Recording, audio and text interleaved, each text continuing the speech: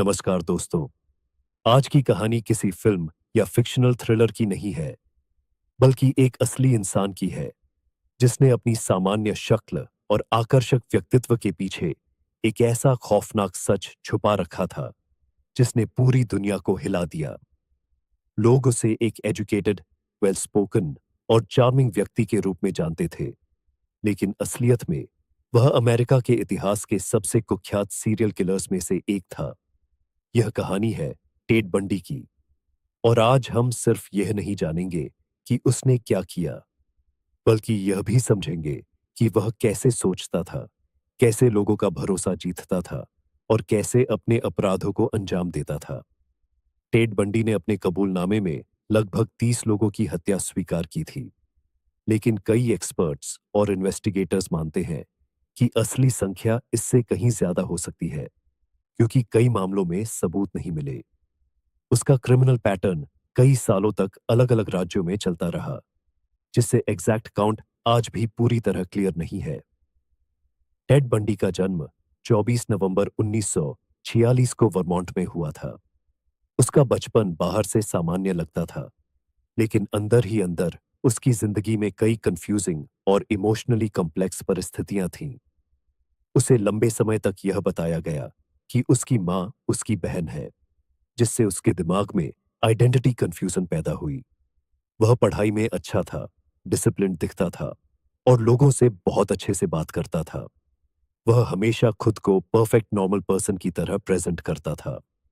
Ted Bundy की सबसे बड़ी खासियत और सबसे बड़ा खतरा उसका ड्यूअल पर्सनालिटी था। एक तरफ वह एक पॉलिट, इंटेलिजेंट और चार्मिंग इंसान था, और दूसरी तरफ उसके अंदर एक ऐसा अंधेरा था जिसे कोई समझ नहीं पाया। लोग उसके साथ बात करके सहज महसूस करते थे, और यही उसकी सबसे बड़ी ताकत बन गई। 1970 के दशक की शुरुआत में वॉशिंगटन में अचानक कई यंग वुमेन के गायब होने के मामले सामने आने लगे।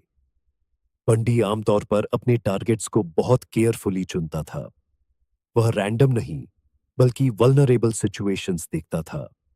अकेले चल रही महिलाएं, कम भीड़ वाली जगह, डिस्ट्रैक्शंस वाली परिस्थितियां, पब्लिक प्लेसेस जैसे पार्क्स, कैंपसेस और लाइब्रेरीज। वह पहले लॉन्ग ऑब्जर्वेशन करता था। कौन अकेला है, कौन जल्दी भरोसा करेगा और कौन आसानी से इन्फ्लुएंस हो सकता है। टेड बंडी का तरीका बहुत स्ट्रक्चर्ड और रेपिटेटिव था। Step 1, initial contact. वह बहुत नॉर्मल तरीके से बातचीत शुरू करता था, कभी रास्ता पूछता, कभी मदद मांगता। Step 2, trust building. उसकी बातचीत काम, रिस्पेक्टफुल और फ्रेंडली होती थी, जिससे सामने वाला उसे सेफ समझने लगता था। Step 3, fake vulnerability. वह कभी खुद को घायल दिखाता, कभी हेल्पलेस सिचुएशन क्रिएट करता। Step 4, isolation strategy. वह धीरे धीरे लोगों को भीड़ से दूर ले जाता था, अक्सर अपनी गाड़ी या सिक्लूडेड एरिया की तरफ। Step 5, crime execution. वहीं पर वह अपने गंभीर अपराध करता था, जिनमें अपहरण, यौन हिंसा और हत्या शामिल थीं। उसका पूरा तरीका इस बात पर आधारित था कि कोई भी तुरंत उस पर शक न करे। 1974 से 1975 के बीच उसके अपराध कई राज्यों में फैल गए, यूटा और कोलोराडो सहित। हर जगह एक ही पैटर्न था, विक्टिम्स गायब, कोई क्लियर विटनेस नहीं और अपराधी का कोई ऑब्वियस सुराग नहीं। अब पुलिस समझ चुकी थी कि यह कोई ऑर्डिनरी केस नहीं है, बल्कि एक सीरियल किलर मल्टीपल स्टेट्स में एक्टिव है। 16 अगस्त 1975 को उसे पहली बार गिरफ्तार किया गया, लेकिन उसका बिहेवियर बहुत अनयूजुअल था। वह शांत था, इंटेलिजेंट था और अपने आप को इनोसेंट साबित करने की कोशिश करता रहा। उसकी यही कामनेस लोगों को कंफ्यूज कर देती थी कि क्या वही असली अपराधी है। 1977 में वह कोलोराडो की कोर्ट से भाग गया। यह घटना पूरे अमेरिका में सनसनी बन गई। कुछ समय बाद उसे फिर पकड़ा गया, लेकिन 30 दिसंबर 1977 को वह दूसरी बार जेल से भाग निकला। इस बार वह पहुंचा फ्लोरिडा, जहां उसका व्यवहार और भी खतरनाक हो गया। फ्लोरिडा में उसने अपने पुराने तरीके से फिर से लोगों को टारगेट करना शुरू किया।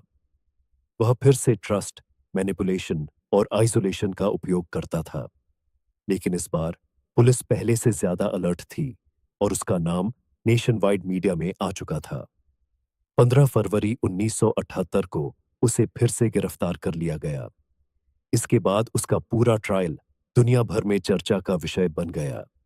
टीवी और न्यूज़पेपर्स में उसका केस लगातार छाया रहा। 24 जुलाई 1979 को उसे मौत की सजा सुनाई गई और 24 जनवरी 1989 को फ्लोरिडा में उसकी सजा पूरी की गई। सबसे डरावनी बात यह नहीं थी कि उसने क्या किया। सबसे डरावनी बात यह थी कि वह किसी भी आम इंसान की तरह दिखता था और लोग उस पर आसानी से भरोसा कर लेते थे। तो दोस्तों, यह थी टेड बंडी की पूरी सच्ची कहानी। एक ऐसा इंसान जिसने दिखा दिया कि खतरा हमेशा डरावने चेहरे में नहीं होता, बल्कि कभी-कभी सबसे सामान्य दिखने वाले लोगों में छुपा होता है। अगर आपको यह वीडियो पसंद आया हो, तो लाइक करें, शेयर करें और चैनल को सब्सक्राइब करना ना भूलें। मैं मिलूंगा आपसे अगली कहानी में। तब तक के लिए सुरक्षित रहे और सतर्क रहे।